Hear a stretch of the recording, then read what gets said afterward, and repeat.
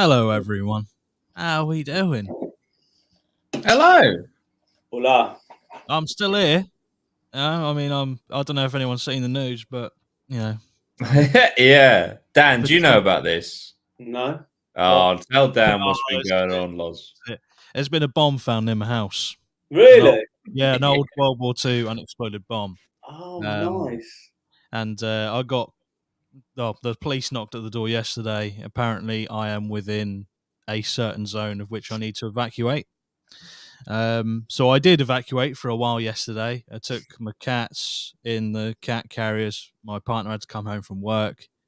Problem was, the only places we could go all had dogs in the family, so the cats were absolutely petrified. Yeah. And watching the live feed of the news coming through, they weren't actually making any progress on blowing up the bomb, which is what they've been trying to do. Yeah, bomb disposal unit. Yeah. So they found a bomb on Tuesday. Obviously, I had yesterday off because yesterday was my birthday. Nice. And I had to evacuate on my birthday, which is quality. But they haven't made any progress on the bomb, so I've come back home because the cats are absolutely basically beside themselves near dogs. And apparently, the latest news is they can't blow up the bomb yet because they've apparently found some gas pipes nearby that may be affected by the blast. That would be an idea. That would be not great at all. No. Compound the problem, really. Yeah. So they're just kind of figuring out what they can do. I think what they've done before finding the pipes is they've just put I think it's 400 tons of sand in blocks over the top of it and around it to kind of, when they blow it up, dampen the effect of the bomb. But now they're in the stage where they're like, well, it's probably not best for us to continue blowing this up, considering there might be gas pipes involved. So I don't know what they're going to do. They can't. I don't think they'll be able to move it. It's quite big. There's actually surprisingly a lot more World War II bombs around than you would think. And my mate used to work for RRC Bomb Disposal Unit, and he was like, they get called out to so many. And obviously they don't know whether they're actually live or because there's a load of dud ones as well, but obviously you don't know which ones are which. No. That's interesting that it's by a gas pipe. It's also been found. They're building a new bridge near me, so this has been found near the work site of where the new bridge is being built. So it must have just been there dormant for all these years. Oh yeah, they've been there. There's a lot of them about. They do find them. It's strange though. I don't know. Maybe they did look and they just didn't find it. But you would have thought with something that's heavy construction, this is a big job. You would have thought there would have been extensive search for anything like that nearby. But maybe I'm just playing devil's advocate. Maybe there's something you perhaps not think about, or you did look and you didn't find it. I don't know, but yeah, it's there. It's got a lot of attention at the moment, and I'm apparently within the radius of they've got two exclusion zones. They've got a 200-meter exclusion zone where you have to leave, right? And a 400-meter one where you are advised to leave. I'm in the 400-meter. So it is quite close, yeah. But I don't think I'm in the 400-meter cordon. I think I'm further away. But the police knocked at the door and said I am. So I'm not going to stand there and argue with them. But I'm home at the moment, just watching the live feed, seeing what's going on. But there's no progress yet. Just watching a blast slowly come towards my window. Yeah. There was. I put a video out yesterday just explaining what was going on, and there was a few people who commented saying, "Oh, will we be able to hear the blast if it does go off during the podcast?" And I was like, "Oh, technically, probably yes, because I have got a window next to me. But at the same time, I don't want you to be able to hear the blast. I really don't want it to go off during when I'm doing the podcast. But it would be kind of cool, I suppose." But, I mean, it was bang views for sure. Yeah. Just the glass just imploding, exploding. Great, absolutely scarred forever. That's it. That would actually probably make for a good podcast episode, because I know, because my dad works in construction, and apparently some of the shit that they dig up, when they're just like prepping the land or whatever to build like bodies and all sorts of stuff. Oh, really? Yeah, so probably be quite cool. Even just a segment just to talk about like some of the things that people have dug up. Yeah, that would be good. Just to, it's been a bit nerve wracking because obviously I've had to worry about evacuating and making sure everything's set up and ready to go for this, and worrying about the cats and that. But it's been an experience. And yesterday was my birthday, so it was a weird birthday. Yeah, I'll tell you what though. Just a segue. Tell you what's got me through, right? CBD gummies. Right. Look at that. Thanks for sponsoring the podcast. You have you've helped me a lot yesterday. Trust me, I've had more than recommended dose of gummies. Trust me, I probably had about 5 of them. But yeah, if you need anything CBD related or interested, make sure you hit their website up. Shows you all the sort of stuff you can expect to get. Also, if you look at the bottom of the screen, you got a 20% off code. Use APMA20 to get 20% off at www.newhemp.co.uk. If you're listening as well, it's APMA20. You can get 20% off.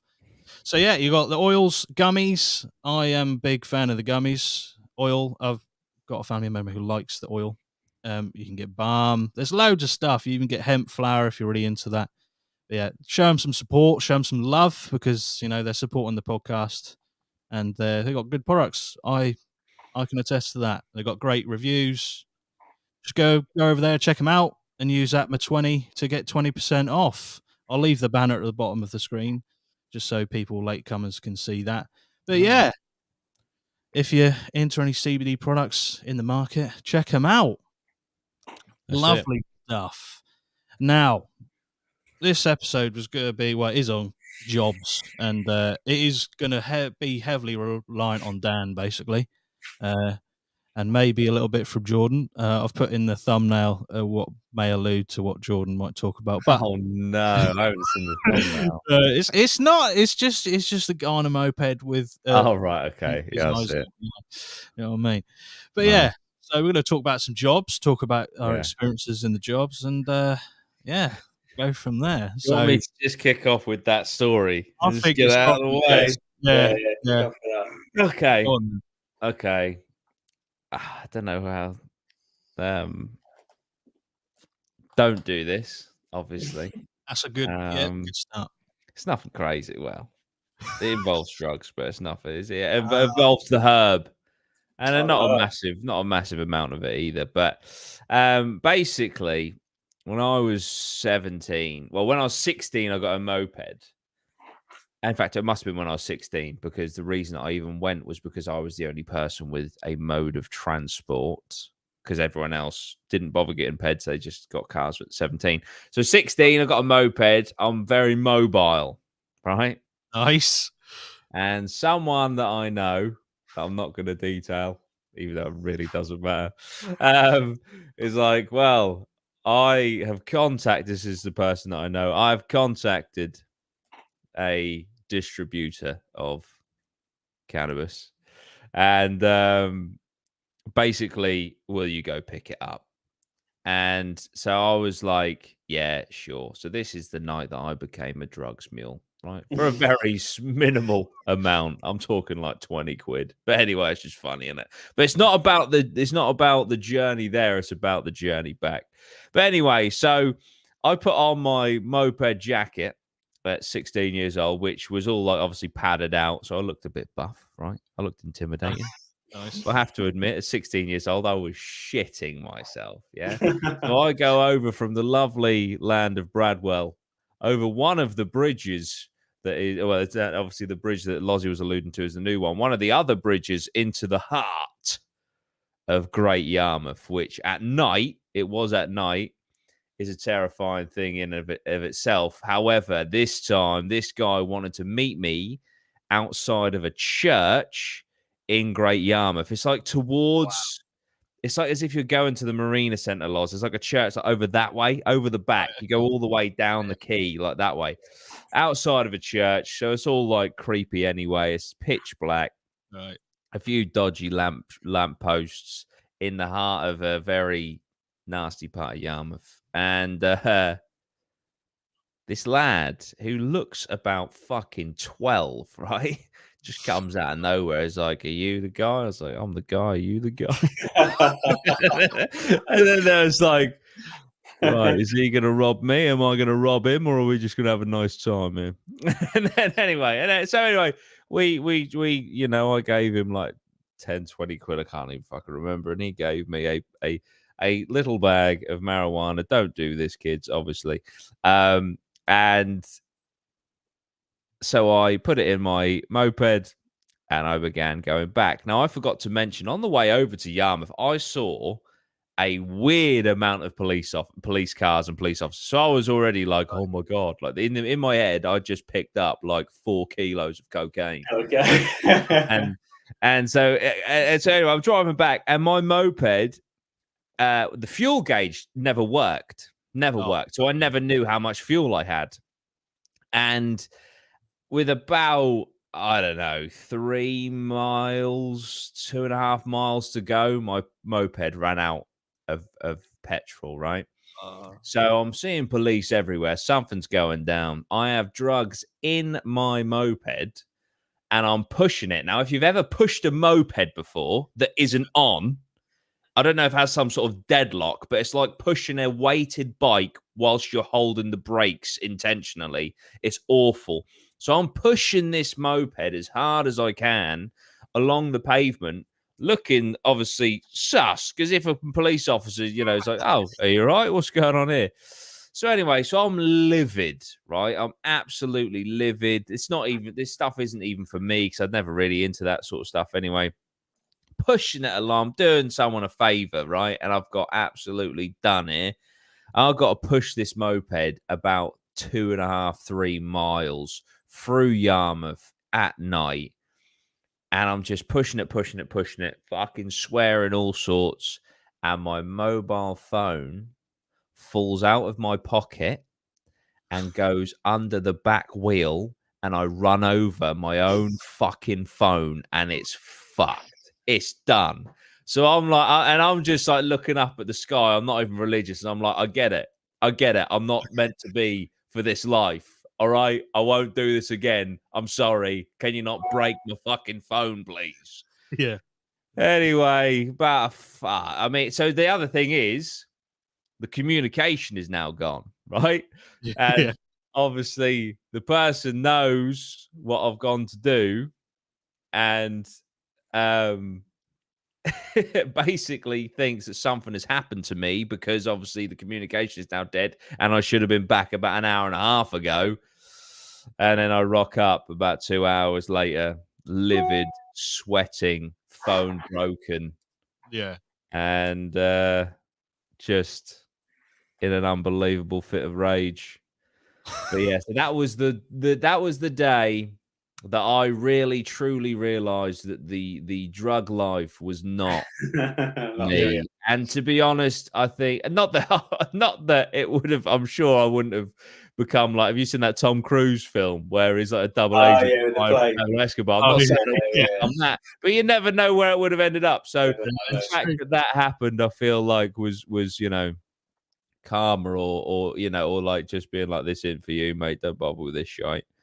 So yeah, that was the night I became a drugs mule, and that is the story.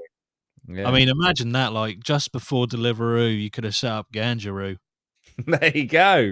That's huge. That's it. It was a sign, though, honestly. It was. When the phone goes underneath the wheel and you just run. The thing is, the phone fell out of my pocket onto the ground, and then I because I didn't realize straight away, I pushed the fucking bike over the phone. Oh, it's a slow death. Yeah, so I was like, you knob. But yeah, so I don't recommend it at all. It's karma. Don't do it. And Did I ever tell you about my my moped story in Australia?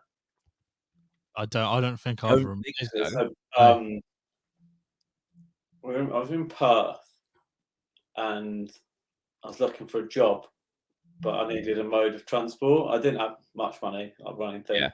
but I had enough. I kind of started looking up for mopeds and had enough for a moped. So there's a couple of jobs that are on the outskirts that I thought if I can get to there, I can actually, I can go and work, like doing moving furniture and stuff, different jobs. So this, I had a look, and there's a really cheap one, but it was like 45 minutes away. It was a journey. So I think I messaged them or phoned them, and they said, yeah, it's fine, still got it, arranged to go and pick it up. So I think Rachel drove me. Can't really remember, but anyway, we got there, give them the cash, got the moped, but I'd never driven a moped ever in my life. So got on it, had a little burn round. I was like, yeah, this is like fairly easy. Yeah. But obviously I can drive, so I've driven like all around Australia. So I just start taking my moped the way I would drive back. But I didn't realise that you can't go on the motorway with a moped. Yeah, you can't do it here either. So I just drove. You went on a what was it? What CC was it? It was like week 50 cc. Like 50 cc, yeah. Oh my fucking god! I'm on the motorway with my little moped. I didn't even think. I just literally got on it. I thought I've got to get it back, and then obviously once I was on it, I was like thinking, yeah, I don't think I'm supposed to be on it, but I'm on it. What can I do? Yeah. I've just got to keep going. I thought I'll just keep going. It wasn't that long on it. It was about 15-20 minutes. But in Australia, obviously on their motorways, I don't know if it's called motorway or interstate or whatever it's called out there, but they have these. They're called like Arctic trains. Oh right. They're like big Arctics. Yeah. And they go like cross country, and they have like 2 and 3, and I think even sometimes 4 extended carriages like on the back, and they just shank through. And like obviously they don't stop; they're just like absolute trains. And a couple of those went by me, and I was kind of like going along the line between the hard shoulder and the road, not really. Yeah. Obviously, I wasn't going to just sit in the middle because I was just on that line, really, all the way there. So they were in that lane, kind of overtaking. Just everyone was flashing me and beeping me. Yeah, it was awful. And it seemed to take forever, but eventually I got it off. Yeah. Fucking hell! And then a couple of nights later, so I parked it and I was using it to commute to work. And I woke up one morning. I went down from the backpackers to get my bike and go to it, and it was gone. I was like, someone nicked it. I was like, I can't believe it. I was like, oh, someone's like nicked it. I was like, how they nicked it? Because it obviously locked. Yeah. And then I kind of waited around for about 5 or 10 minutes, just trying to contemplate what I was going to do. And then I thought I'll have a little wander around and just see. So I walked down, and then some other backpackers or some drunkards must have like found it, and then a couple of them must have carried it. It's still locked when I got in. So they moved it about 200-300 meters down the bottom of this hill and just thrown it into this. Mate, mate, I can relate to that. I'll tell you in a second. Found it, and it worked. Oh, you found it and it worked. Yeah, it still works. Yeah, they just must have been like messing about, just picked it up. Probably didn't like backpackers. Yeah. Fucking hell, dude, you just reminded me of mine. There's the same one that conked out on me. So Lozzie knows, like, where my mum, obviously where I grew up, where my mum's house is that you can park around the side. So it's kind of like out of, so it's a lovely estate anyway. Never had any issues on the estate, but you can park around the side, right? Of the house. So you can't even be seen from like the road that isn't even a main road, is it? But anyway, and it's all, it's all on the side and that. And one day it's gone. And I just think, what the fuck is going on there? Fucking livid. Like, my moped's been robbed somehow. Like, this has to have been targeted. Like, because of the location within the estate. Like, this road is like, you come off the main road onto a road, turn right again, turn left within an estate, and then go around the side of a house. And that's where it is. Yeah. So it's like, there's no way you've just fucking driven past this. Yeah. Anyway, there is a house opposite, overlooking this bit of the car park, right? And basically, the guy there his son, who was 12 at the time, was acting all like kind of shady. And anyway, he managed to get it out of him that basically this little prick, right? And his mates, 12, 13 years old, decided to steal my moped, take it across, like, fucking hell. They broke the lock on it. They knew how to, like, fucking, because they're the steering wheel locks are pretty shite. And they just wheeled it away in the dead of the night, and then they just smashed the fuck out of it and just broke it, right? So anyway, I have a confession there from this kid. So I call the police, and I'm like, these little pricks have fucking stolen my moped and done this, right? Anyway, this is where my faith in the police just fucking went to shit, right? So we got this kid who has said that this is what has happened. And it's the only fucking logical thing as well, because, like I say, no one could have fucking known where that moped was. And through his words, we went and fucking found it because he said where they fucking dumped it. Anyway, police are like, yeah, so we interviewed the kid, and he said that he's too scared to stand up in court against his friends. So therefore, we have no evidence. Therefore, we're going to have to drop the case. And I was fucking pissed off. Lodge, I actually remember we were at Fritton. It was a band practice day, and I went into the fucking house to have this conversation with fucking PC dickwad, right? And I was like, are you actually fucking joking? You have a confession from the fucking kid. You found where the fucking bike was, blah, blah, blah, blah, blah. Yeah, no, because they're minors, they'll just get off anyway. I was like, I don't give a fuck. Like, it's the fucking principle. And up to that point, I actually wanted to be a police officer. And that, plus the fact that a girlfriend that I had around the time, her dad was a police officer, and he was the biggest bellend I've ever met in my life. Those two factors, I didn't want to be a policeman anymore, because I was like, these guys are actually fucking useless. Like, you had the evidence, you had the fucking perpetrators, you had a witness statement from one of the perpetrators, and somehow that was thrown out. I was like, oh my word. Like, fucking hell, if I go and shoot someone in the street and then be like, oh, that weren't me, like, am I going to get like, what the fuck is wrong with you guys? I was livid. They can't be asked. They couldn't be asked. It's just like, oh my fucking God. Anyway, fast forward, and I swear on my life, this was not me. Fast forward 6 years, this kid is 18, right? He had a quad bike, and it was fucking stolen. Karma. And instantly, they're like, was that you? It's like, no, it was not. But I'm fucking happy that it happened, you little prick. I mean, to wait 6 years. 6 years, I'm going to wait till you get something. Oh, you've got a quad. Yeah. But yeah, no, I couldn't believe it, mate. I was like, you had everything tied up in a neat little fucking bow. And I'm not being funny, like, oh, he won't go to court. What, you're telling me you can't pressure a 12-year-old to go and fucking stand up? You know what I mean? Like, just be like, if you don't, perverting the course of justice, you're going to prison for a long time. Obviously, it's bollocks. And then they'll just be in there like, yeah, it was them and me. But, you know, prick. Anyway, that was my moped. Got stolen by kids. That's the worst. I mean, man. When I was on the Isle of Wight, there's this young lad, and he was about 13, I think, 12 or 13. And he'd nicked this boat, and it had a load of stuff on it, and he'd been out on the boat collecting stuff from other boats. Oh my God! He was one of those kids. He was a rogue, like a wronger. Yeah. You know, like in the towns you always have them, and he was just he was like, "Yeah, do you want to come out on the boat?" Like, just for a laugh. So we all went out on the boat, and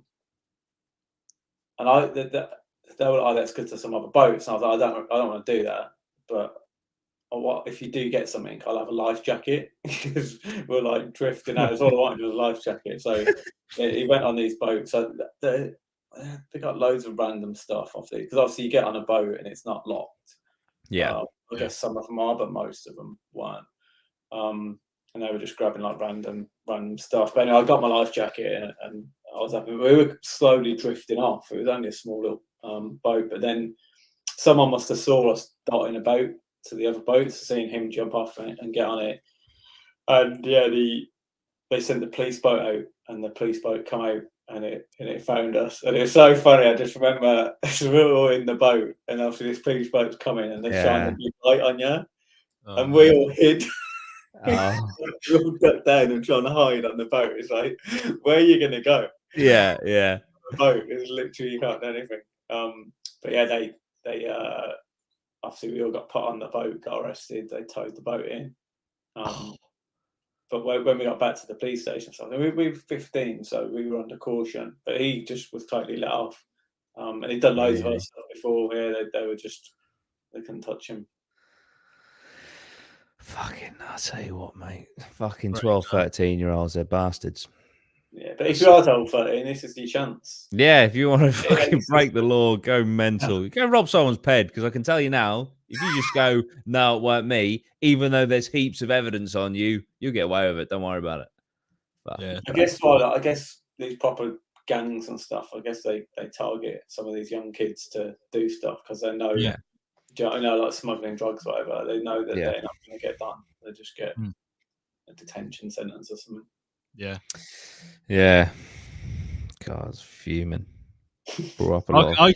I can actually remember how fuming you were, like almost frothing at the mouth when you were speaking about it. Well, I think, but that was such a bit. There, you got to think though. A, my moped was stolen. B, it was by children. So you can't even be like, oh, it's another 16-year-old. Let's go have a scrap. Not that you resolve things with violence, but I'm just saying that was taken away from me. And then at 16 years old, believing that the justice system is a fucking thing. That is then stripped away. It's like, fucking hell. You know, that was a big moment. That was a big moment. I just fucking useless bastards. Tell you. It's pretty par for the course there, from my experience of the police, especially around here. It's just, if it involves anything this, like, they definitely cannot prove 100% with ease, then I'm not fussed. Can't be asked about it. Defund the Norfolk police. Joking. But yeah, no, I wanted to be a police officer. I wanted to. Actually, you guys were doing a jobs one. That's quite interesting. When as a kid, I wanted to be an archaeologist. Oh wow! I remember wanting to be an archaeologist. Then I wanted to be a police officer. Then I wanted to be what I am now, I suppose. Yeah. But yeah, I wanted to be a police officer from like 13 to like 16. I wanted to be a police officer. Yeah. But yeah, thankfully, didn't happen because all I'd be doing is going around fucking letting people down. What did you as a kid? I don't think I had any. I don't ever remember thinking I want to be anything specific. Like as a young kid, I used to like art. Yeah. But I never thought. My granddad was like a painter in Holland. Nice. Which I thought was quite cool. But yeah, I can't ever remember thinking, I want to be this, or this. I just didn't really think about it, I don't think. Which, no disrespect, Dan, is probably why you went on to have about 140 jobs. This is true, yeah. And I met at 17, so once I got the army in my head, that was kind of like a good path for me. But I never, growing up, I never was like, I wanted, hear stories like I want to join the army. And it was just kind of a thought popped into my head, and I was like, oh yeah, that would be cool. And then the reason I went to like the careers advisor, and initially because he was infantry, and I did all right my grades and stuff, and I did the test, and he was like, you can kind of join anything you want to join, really, within reason. Like, you've passed all the wild test, and so you can kind of pick. And I was like, well, I just want to travel to loads of countries. I don't really care what I do. And he was like, oh, well, I'm Princess of Wales Royal Regiment.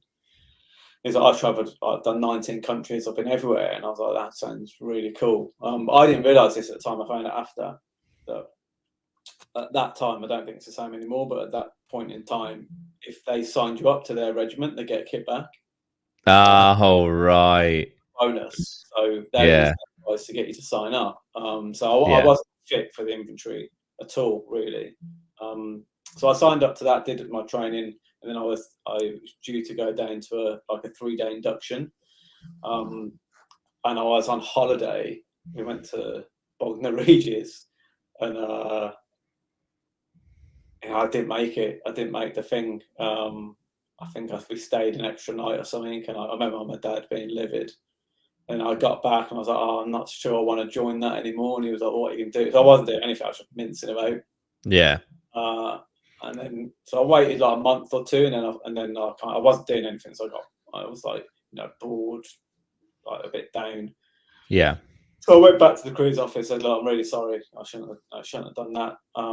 Can I re-sign up? But I'd like to do something different." And now he was actually sound. He was like, "Yeah, fair play." And then we went through, and then there was a brochure. It was like a mechanic working on a tank in Cyprus, and he was like, "Oh, that's really cool. nice." And I was like, "Can I go to Cyprus?" He's like, "Yeah, probably." And I was like, "Cool." So in my head, I was like, "Yeah, I'll probably be off to Cyprus." Did you ever go to Cyprus? I did actually go to Cyprus on the Nice. 2-week diving tour. But yeah, I never worked over there. That's all. When I joined, that's all I wanted to do was like anything that come up to travel, I would just sign up and travel. But I'd always like miss out. I was like booked in for the Falklands, which I was like well excited for. Where else? Canada, which my friend ended up going instead of me because he had more leave than I did or something. Yeah, there's always like little nuances that stopped me going to the different places. So I travelled all around the UK and I did loads of adventure training, and I went to Cyprus for 2 weeks doing the diving course. But apart from that, I didn't really go anywhere with the army. Well, and then obviously I did contract work with the American Army, and I went loads of places. Yeah. So that's really interesting because, like, to me, like, I would never ever put those two together. Like, I would literally just think, oh, if you join the army, you have to go where the war zone is. Yeah, even that at the time didn't. I was just like, I was young. I had a girlfriend, kind of at the time. But then for a bit I didn't. So yeah, I didn't care. I was just like, I just wanted to like try. I just wanted something new. Yeah. Like, I would have gone anywhere, like really, and as well, I wasn't front line. Like I was. Yeah. I was a mechanic at say Remy. They always say with Remy, we're so far back, you put your washing forward. That's a little. And like the unit I was at, it was like really cushy. It was Army Air Corps, which is all the helicopters. They had like the Gazelle, the Lynx, and then they introduced the Apache at some point to it. Nice. I just remember it being there. I can't. That was just as I left. So I don't know whether it was tied to it, but I do remember seeing it. So, what years was it? Was this? This was so I joined in 1997, and then I left in 2000, late 2001. Right. So like early 97, and then late. So I did like 5 years. Yeah. So if you had have stayed, say till 2000, whatever, into the late 2000s, would you have had to have gone to like Afghanistan and Iraq and that, or would it just never? Yeah, so Iraq kicked. September 11th kicked off when I was signing all my papers. Right. So I was still actively in, and then so my mate went to Iraq. I'd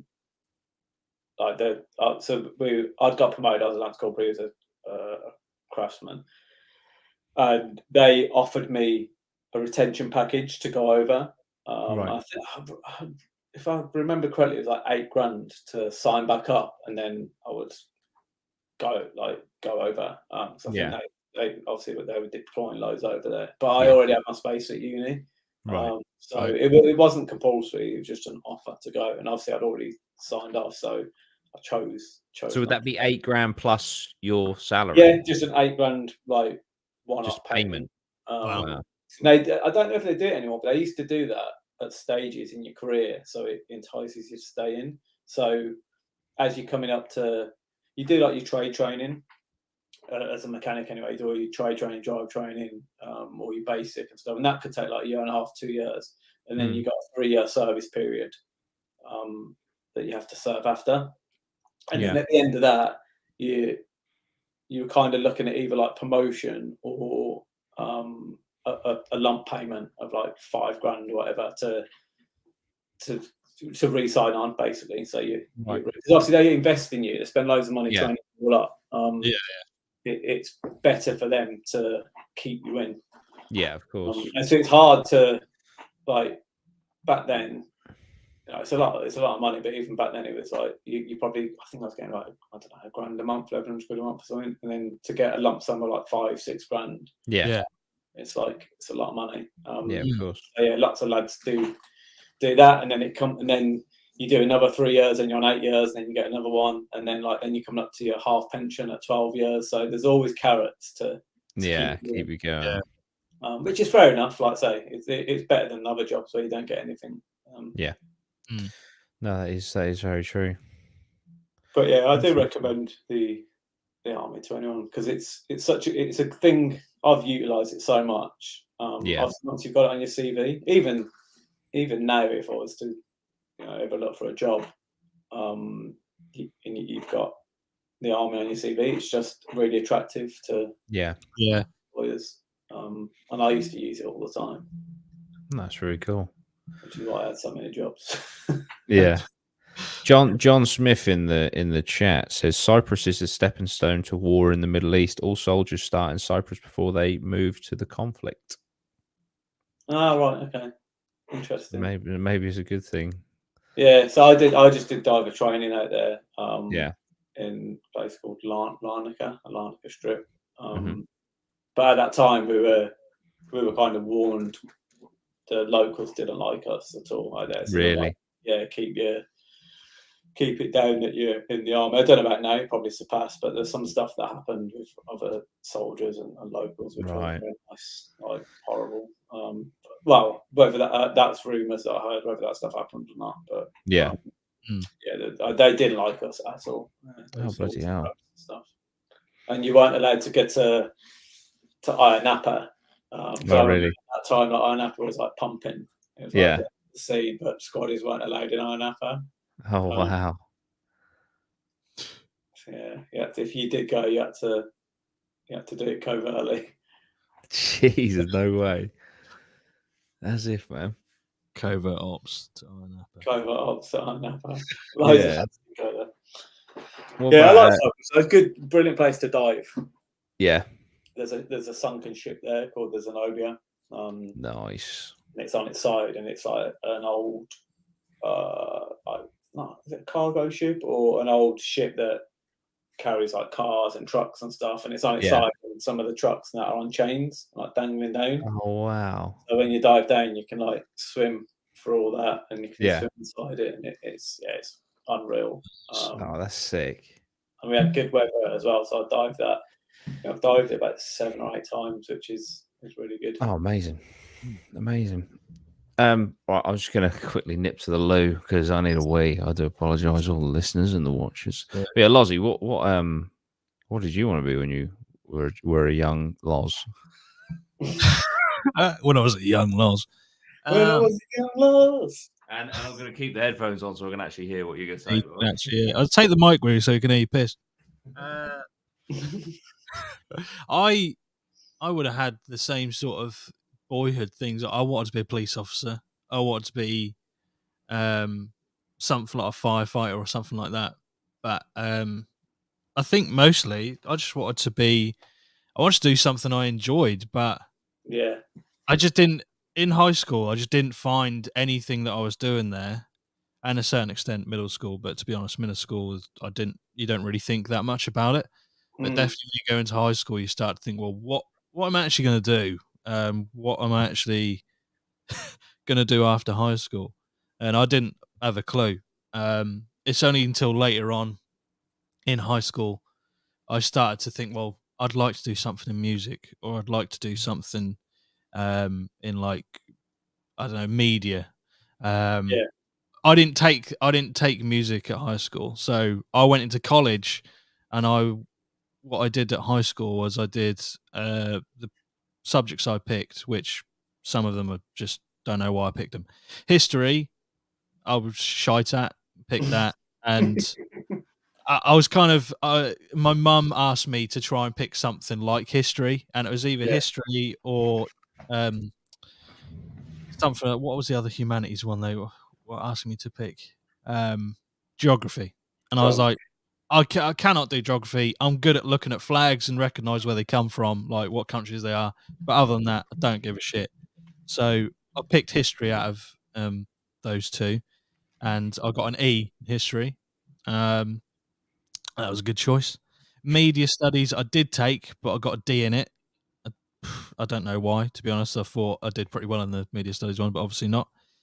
And I took PE was one of my choices, and I got a C in PE, which is like half of it is physical, the other half is an exam, and I got a C overall. And then that kind of set me on the path to doing something PE orientated at college. So I did a BTEC diploma for sports. I can't remember what it was called now. Was it sports health and exercise? I can't remember. Yeah, because we did the same. Yeah, we did the same course. Is that you met on that course? Well, we met at my high school very briefly because he did. I did work experience there. 2 weeks work experience. And they weren't supposed to put me in because I was a year 11 at a rival school. They weren't supposed to put me in any year 11 PE classes or anything. And lo and behold, there I fucking was. That's hilarious. And yeah, but I didn't even like. I think you helped out in PE, didn't you? Yeah. Yeah, for our year group. That's where I remember you from. Yeah, and then we played rugby, and I said hello in a line out. Yeah, and then almost started on your cousin. Or Jack almost started on you. Yeah. No, I dump tackled him out, and he got up, and yeah. But anyway, he it was funny. But yeah, and then we went to college, and then it was kind of like there was two reasons really. One, because obviously we were doing sports science. Well, three. One, we were doing the same course. Two, I kind of left my friend group. Yeah. After I punched someone, and came and joined yours because yours were a lot nicer than ours anyway, which was mental to me because growing up, being at the rival school, hearing all the stories about the rough school down the road, and actually I realised they were a lot nicer people than the people I'd been around for the last 4 years. But and then obviously I don't know if it was you that invited me in or was it my cousin Jack with the band. So there's like those three streams that kind of have brought us I can't remember where actually. we are today. Me or Jack? It might have been Jack. Yeah, but yeah, because you didn't really, because you were so passionate. Well, from my observation, because you were so passionate about music, like you didn't really. I didn't feel like you really wanted to go down the sports science route. No, it's not. Just getting on to the point. I was kind of like pigeonholed into taking something sport orientated because I'd already done PE. I was there. I remember sitting there on like the induction day at college, and I had this absolute. Honestly, from day one, he was a prick to the last day of college. He was an absolute arsehole to me. And he was trying to make me redo. I don't know if I'll say his name, but he was a head of a department. It weren't any of the teachers that I ever had. Right, I know who you mean. Yeah. But he was head of a department, and he was sat there on day one. He was saying, "You've got to redo science." Because I got a C in core science and then a D in additional science, and he saw the D in additional science and went, "No, you got to do science again because you got D." And I was like, "That's in additional science, though." He went, "No, it's just in science, it's in core science." I was like, "Well, I know I got a C in core science, so I don't have to do science again. That just doesn't make any sense." Anyway, went to like backwards and forwards on that. He then later agreed I didn't have to do science again. But that kind of set the tone for the entire induction day. He was like just saying, "Well, you've got to see you're doing PE. You've done PE here. You've got to see in that. Well, we do BTEC sport, a BTEC diploma in sport. Maybe you should do that." And I was like thinking, I don't really know what else I should do, so I just did it. It was an enjoyable course, like only because of the people in it. Really, For sure. Subject matters were pretty shite. And some of the coursework, like how it was formulated, was a bit shit. But the actual classes were brilliant, and the people in it were quality as well. And the teachers, like the vast majority of the teachers, were good that I experienced there. But that kind of pigeonholed me, like I said, into that. And I did discover the passion for music a bit late to do the GCSE, obviously in high school, because I was in a band in high school. But by that time, it was probably like halfway through year 10, year 11. It's too late. But I could have done something outside of like in college and go back and do GCSE music and do something like that. But I don't know. I don't know why I never did, to be honest. I kind of maybe thought a little bit too much about like it kind of taken away from my passion in music, because you often see that sometimes, like someone studies something and they don't like it as much because it's become more of like an exercise rather than, I don't know, just going and playing in a band or something like we did. But yeah, it's obviously still an option, but yeah, I was pigeonholed into the kind of sports exercise sort of thing. I came out with a diploma.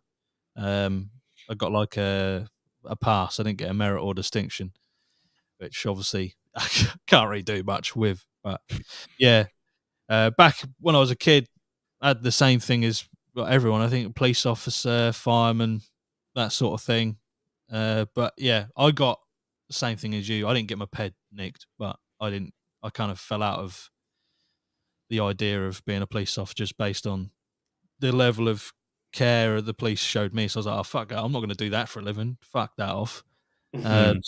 So yeah, here I am now selling mobility scooters. That's what I'm doing.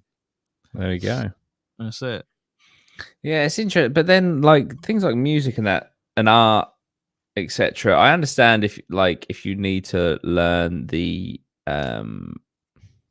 like what's the word, like the knowledge behind it. But ultimately, I feel like, for example, what I do, I don't have any form of qualification in Yeah. media at all, and yet there'll be people coming out of university with media degrees that won't be in the position that in a year's time wouldn't be in the position that I'm in, So I think in the creative arts, I think sometimes you can just, depending on what you want to, if you want to be a, I don't know, music technician, then obviously you need that. But if it's just a case of, just being creative, I don't see why that is gated behind education. Do you know what I mean? No, you probably don't need that just to. If you're just going to be wholly creative, then you don't need that. It's just if you did want to do anything, like you say, like a sound engineer, anything like music producer, you probably need to know a lot about sort of obviously the software you use and that sort of stuff. Which again, you can teach yourself. There's probably YouTube videos that take you through things, but you won't necessarily be able to apply for an official position if you haven't got like a certain certificate, which is it's ridiculous. 99% of what jobs want is well, you went to this place and you got that certificate, so yeah, you're all right for this job. But in actual practice, you might be absolutely shit, but as long as you've got that certificate, you're all right.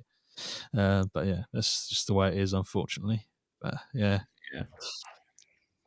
Job very, very, very strange. So what sort of, where do you want to go after this, Loz? I'd love to do something like music. I take big inspiration from Bo Burnham. Who I think is amazing just because he is a artist and a comedian who like have amalgamated together, created something brilliant in I think it was it 2020 or 2021 that Inside came out? Yeah, that was 2020, I think. That was all through lockdown, wasn't it? Yeah, it was brilliant. It's just amazing. He's made the music, smashed in the comedy element, and has got like the tones spot on, like for stuff like his commentary on stuff is brilliant. So yeah, I'd love to be able to do something like that, or even just create some of the type of music that he does, which is why I have in the last few months I've bought like a MIDI keyboard, and I'm trying to learn how to use that. Just not messing around with stuff. I think the first step I'm going to do is what I was trying to do for some of the clips I made last week off last week's episode, was try and put my own music behind the clips instead of relying on the audio That's cool. on the audio thing that YouTube provides, Yeah. or Epidemic Sound, because you can Yeah. get it from there. But yeah, so that's like the first step, and then I want to try and make my own music and maybe add some comedy element like Bo Burnham does. So he's a big inspiration. I think he's a brilliant artist and he's a brilliant comedian, even without any of the music stuff. So yeah, Nice. that's what I'm going to try and do. That's what I want to do. Yeah. We'll see how it goes. Obviously, I want to continue the podcast because I love doing Yeah. it. I love speaking to you too. So yeah, Awesome. That's brilliant. Dan, do you have any other jobs in the archive? Oh mate, I wrote a few down off my head that just before we come in. So I've talked about the ones in Australia, I think. Mhm. I've talked about them, Yeah. I mentioned before about my uni ones. I haven't really talked about those ones. Yeah. Again, some are just like standard. But so my strategy at uni was this. It was like, well, I'm at uni. It doesn't matter what jobs I do because none of them are going on my CV anyway. So Yeah. like that core bit of my CV is fine. No one's gonna. So I was like, I'm gonna do loads of different jobs and just see what I enjoy. And if it's cool, like I needed money as well because I was funding uni myself. But I was like, again, because I had that army background and I went to uni, it was just so easy for me to get a job. Yeah.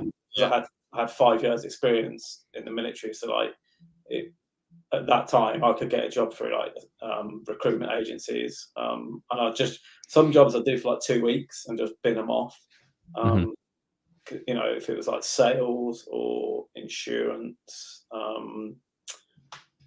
cold calling. I worked for the train company on your little zapper.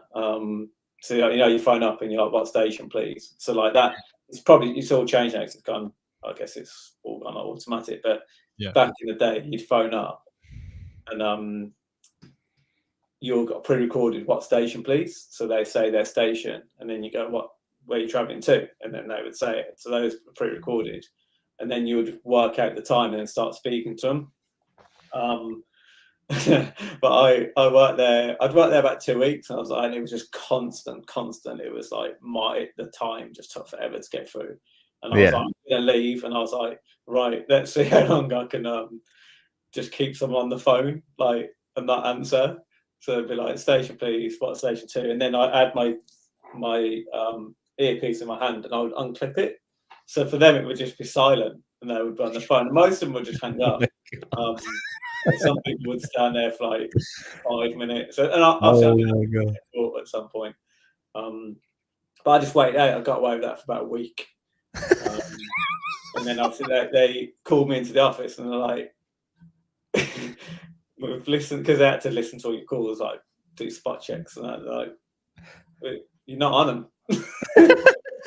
And I was like, "Oh, really?" I was like, "There must be something up." And I was like, "Oh, I'll go and check my thing." And I was sending the guy down, and then I just left. You just walked out. Did you get paid for that week? Yeah. There's a few jobs. That's amazing. Like, it's really bad, to be honest. But again, I did care, you know, I just go in and like do 2 days and be like, nah, I'm gonna. It's like awful, but people do. I've had people do it to me, like through my company and stuff. There was one place I went to. It was like a BT centre, and I went in and we did like a day's training, and it was like you had to read this stuff. You had to phone people. And it was like it's called verbatim, and I didn't know what verbatim meant at the time, but it was like you had these scripts, and you couldn't deviate at all. No. And I would always try and like, even if it is, I'd be like, it's, and they'd be like, no, that's a point, and you get a certain amount of points off. It's like you have to read verbatim. And it's like that's because they had a contract, and you had to. And it was so robotic, and I phoned people up, and I did about 2 or 3 days, and I was like, it was so weird. It's really, really old building, But it was like I felt it was like going back to like the 50s or 60s. Bar work was cool. I did a lot of bar work, and that's bar work is cool. That's useful. Get rid of the cleaning. Bar work's cool. Yeah, that suits the uni life as well, and that's a good one. It was a good skill to use because I used it like traveling, and then also I've been transient as well in other places. If you go to a new place, generally, I don't know about now, but you could always get bar work fairly easy, especially if you've got a couple of years experience. And it's a good job to slot into because you got your days free to try out other jobs as well. Because I always think like sometimes you do a job and in the past, like people just like, okay, this is they go, yeah, I've got a job, and brilliant, you've got a job, happy to have a job, but you've got to try it out yourself and see whether you like it as well. Yeah. Sometimes you just get stuck into it. So yeah, I've done like recruitment. I was an estate agent for like 2 weeks once. That was nice. Sell a house. That was in like Billericay, which it was really random actually. I went through this company, and they like specialised in estate agencies, and so they got them like local to where I live. And then I went round a couple. And I didn't know Billericay, and Billericay's in Essex, and I don't know why I went there. It's a weird place at the time. I don't know about now, but again, it was like proper rundown. And so I rocked up to this estate agent, and he's like, "You're just like on the phone calling." So I'm calling all these like landlords, not having a clue about anything really. I knew nothing at all. And I set up these, and I've got a real nice house for you. And I didn't really know the prices or anything or what I was talking about. And I go and meet. Yeah, it was bizarre at the time. And I was just a kid really as well, like 20-year-old kid. So yeah, that one didn't last long. What else did I do? Trying to like say a lot of them were just generally office based because they're easy. Yeah. I blagged a job for Green Flag. Yes, you told us about that one. That one. Yeah. Like I say, I used to blag a lot of jobs in Australia. See, that blows my mind because, like, when you not employ someone, when you call someone to do a job for you, you just assume like this guy is, or this woman is obviously like they're competent, they will know what they're doing, etc. But you can either have someone that's blagged it or someone that is just so new and actually is a little bit out of their depth. And like to even think about that is fucking crazy. But Green Flag, like I was a mechanic in the army, but you're a fitter, so you basically take bits off and you put them back. You like the old school guys used to probably strip stuff down, but like all the there's different levels, and it depends where you're based. But like most of the stuff, if it's a job over like 2 hours or 3 hours or something, you'd send it away. When I was in, so like we never done anything like massively intricate. Like the best thing you do is like a clutch maybe on an old Bedford, and that was about it. It was about as much as I got into like doing mechanics. But at the Green Flag, so they phoned me up, and so I had my phone on me. It's Google, and so like going to ask you a load of questions about mechanics, and I was like, okay. And I don't know, like I know some basic stuff, but like you start asking me anything technical, I've got no. So there was 5 questions, and I didn't know the answers to any of them. And I literally, as she was talking, like telling me the question, I Googled it, and then I tried to put her off a little bit. I was like, okay. I'd repeat something back to her that she said, and I'd pretend I was going through it in my head, and then I was waiting for like Google to load and pressing it, and then I would read that, and she'd be like, "Yeah, cool," and I'd tick it all, and I got 5 out of 5 through Google. So then I went down to my training, and it was like I think it's like 10 days or 2 weeks training, and like there wasn't much practical, which was weird. There's a few bits like you had to learn how to use your truck and get all the stuff out, which was fairly easy because everyone was in the same boat, so we all had to do the same. And there was another guy who's a proper old school mechanic, and I kind of made friends with him. So anything I got stuck on, he would be like, "Oh, do this, this, and this." And then there's some stuff I knew just when you were doing like basic like there's like maths questions, you had to do different things, and I would help him. So we had a bit of a relationship. So yeah, I got through that, and then and when I used to go out to cars initially, so I got my truck, and I was shitting myself. I was like, what? When I rock up to a car, like they've got a problem, like how am I going to fix it? I still knew like exactly the same, which is zero about cars. So like you think when you get a guy, an AA or green, they come, they just know everything about cars. So I was getting live jobs called out. My first job was a tire replacement, a stuck wheel, and it took me ages, and I sorted it out. And then after that, and you get about 5 jobs, 6 jobs a day. And like I'd get to someone, it's like non-starter, and I'd go under the car, and I'd literally get my phone out and Google, and I'd be like, put the make of the car in.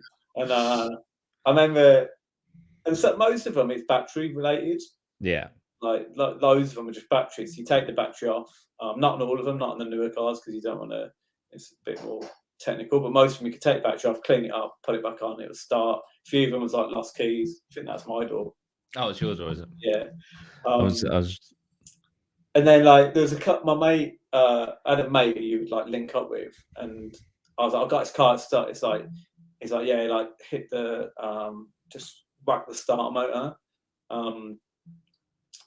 And I couldn't find the starter motor, so I just started hitting everything that looked like it, and it worked. So every time I went to that, I think it was like a Cyprus physical car, I'd just be like hitting all the stuff. I did change one starter motor over on there, but yeah, it was weird. I blagged it for a couple of weeks, and then I had another job. Like, no, then I had my printer. The printer got delivered, so yeah, I just started doing that. Oh, right. Yeah, luckily. But I think I could have kept blagging that, because it's like you've got. It's a weird thing, because like I said, when someone comes out to help you, you assume they know everything. So they don't know what you don't know.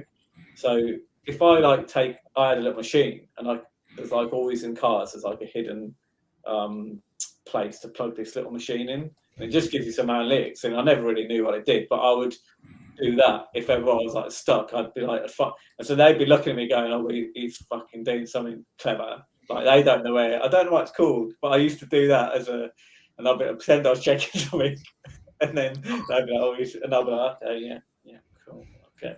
That's fucking bad.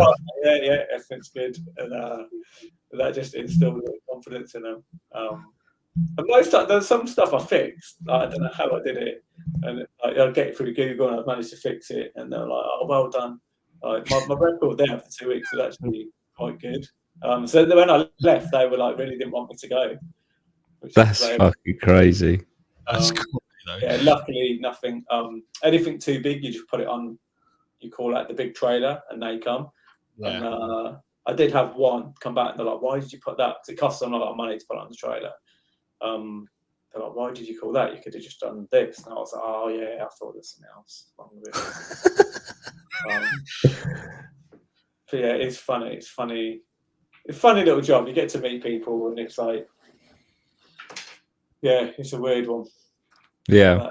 All right job, like I say, you know, I don't think I could do it forever, but it's quite nice because people are relieved when you get there. Yeah. It's like jobs where they're quite thankful for you, and you get like if an old lady's like locked her keys in the car, or there's like sometimes I've had like they've got a kid in the car, and then you got to try and break into the car for them. So I know how to break into a certain amount of cars now, pretty easy. Newer cars, but like you get a pack to get through the side of the door and the window, and you can like lever it in, and that's quite a buzz actually when you get into the car, and then you can pull the handle to open it up. Obviously the keys are in the car usually, so you wouldn't be able to to nick it if you need the immobilizer and stuff. But yeah, it's quite interesting. No, easy it is to just get in a car. Yeah, it's actually really easy to just get a little lever in and just pull the lock and open the door. So never leave anything valuable in your car. That's it. John Smith has just asked me to I'll tell you this. I'll put it on the screen. MT soldiers had it buck sheet. I don't know what that is regarding to. Maintenance. maintenance. Oh, okay. But she's like easy. Yeah, he said, say that to Dan. He will appreciate the banter. Yeah, MT. That's like as like with Remy. I was a BMEC, which is you just work on the like lower class vehicles, like the Land Rovers and the DAFs and that sort of stuff. So, and then you get an AMEC, which is tanks and stuff. But that's what I did with the American Army. So that was funny. When I rocked up to Germany, and I'd never worked on a tank or anything before, and that was like a total blag as well. Fucking hell. On a tank? On a tank, like, yeah, you're just driving these tanks around.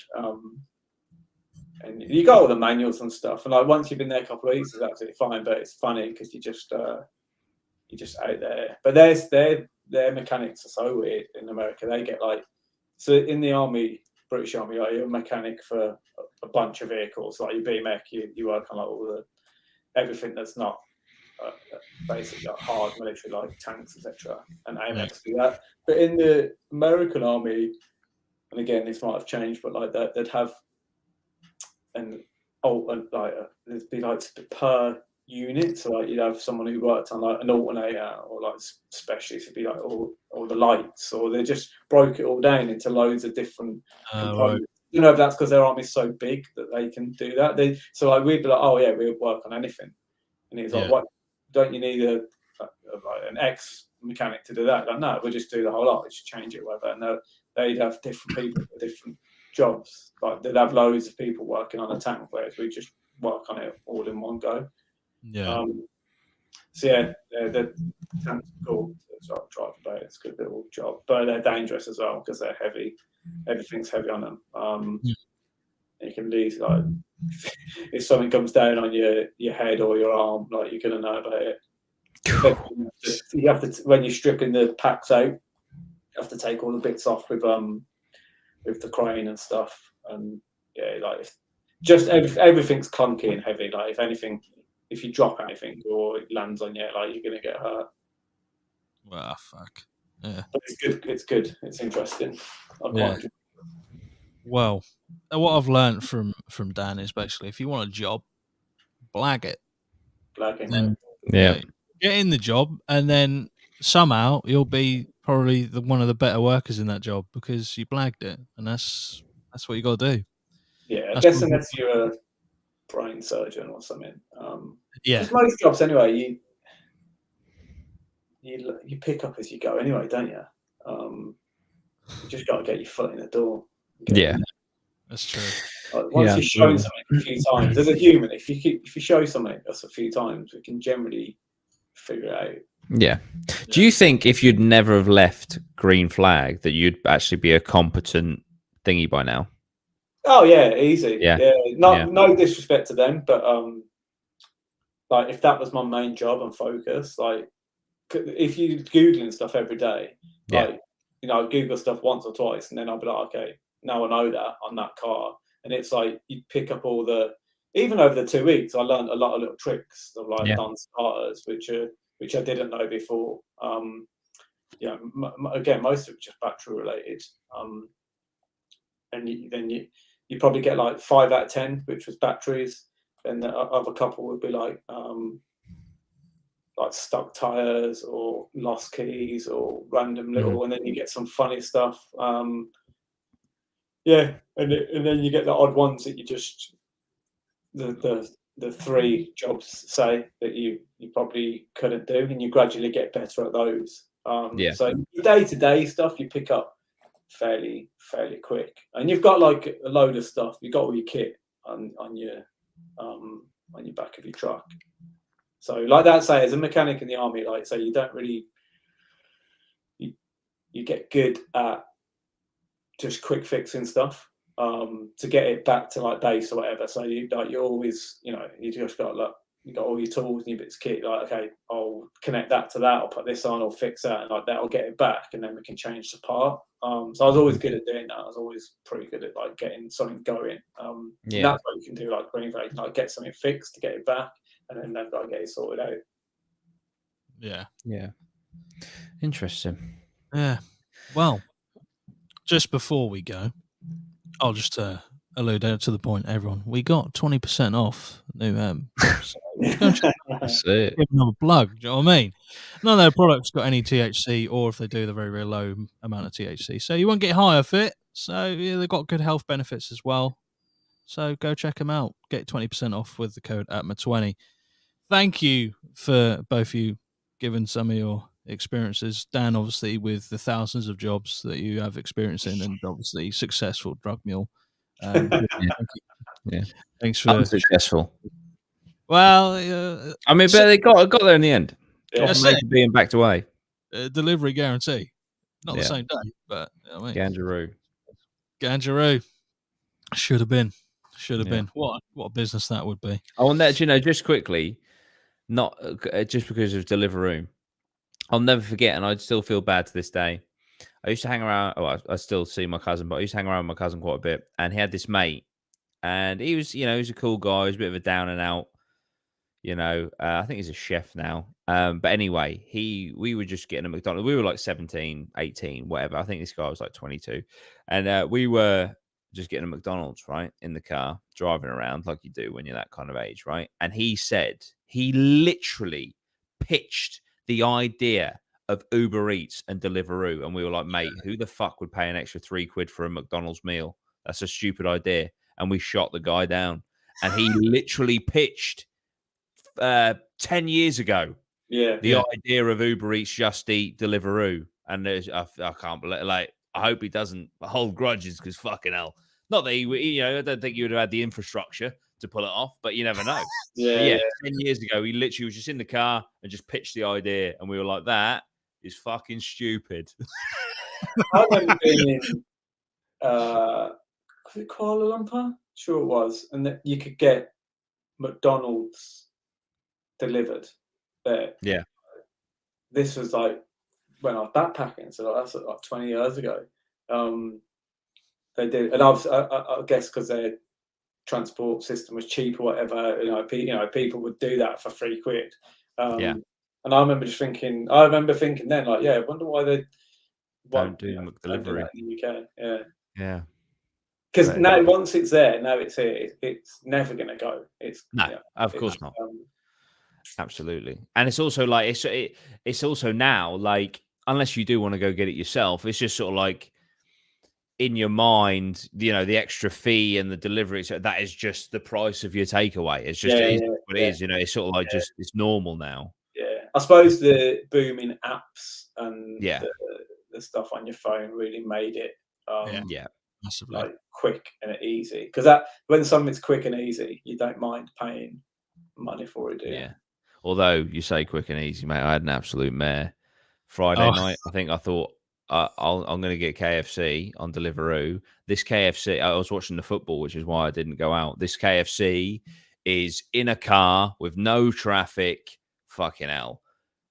A minute down the road, right? I wouldn't even say that. Not even that. I had 3 drivers cancel on me. What? And I was sat there an hour and a half later with no food. In fact, I think it was a Thursday, because it was like it was like a two chicken burger, 2 fries for £8 meal thing they do on a certain day. And 3 drivers got to KFC, cancelled, and then I was still sat there seething an hour and a half later, just like, oh my fucking God, man. I thought it'd be funny to do a video of ordering, like, if it's a minute away, of like ordering something like that and then just flying a drone. And then just tracking him. But that's the worst thing, right? Is like, I know that obviously they've got more than one person to deliver to, but it does piss me off a little bit when you look at the app and you can see their car and they're like, they should be going to get your food. Instead, they're fucking off to the other side of the city to do a delivery. And it's like, hang on a minute. Like, don't take the order if you're going to the other side of the city first. But so they're great, but they're also awful at the same time, those apps. So, but I mean, I don't know if it's Uber Eats. I think it might be Uber Eats that allows you to get priority. Like you can get Uber Eats Zero or something, which is just absolute shite. Yeah. Is it Uber Eats and you can send it to like Budgeons or whatever? Or like Yeah, you can get so you just go you to can corner get, like, shops and stuff. a Mars bar and a packet of crisps. Yeah. I think all of them do that now, to be Do honest. they? Yeah. That's Yeah. mad. Yeah, Like, it that used to be- is insane, isn't it? Yeah. Yeah. Yeah. Like you Lit- literally cannot. You could easily just not leave your house. Yeah, absolutely. You don't need to. It's like I think Postmates in America, they do that. They literally anything. They'll go and get it for you. Yeah. Madness. It's But crazy. yeah. Callum Davies just put, will this be posted after? I'll watch it on my lunch break. Yes, it will, Callum. It will be up after this. Straight away. So you can watch it whenever you want. Make your lunch break go a little bit faster, maybe. Or maybe a bit slower, because you don't want your lunch Yeah, break. you want your lunch break slow and your shift fast, I think. Yeah. You want. Yeah. Thank you for joining us today. These job ones are always interesting, and they're always heavily requested. Yeah. I think it's the third one. I've put part 3 in the title. I think. I'm pretty sure. Yeah, I think it is. I think you're right. Yeah. Yeah. So yeah. Cool. Thanks for sharing your stories. Thanks for your questions and comments. Mm-hmm. Yeah. Thanks for joining us, and we'll see you in the next one. Up the APMA. See you later.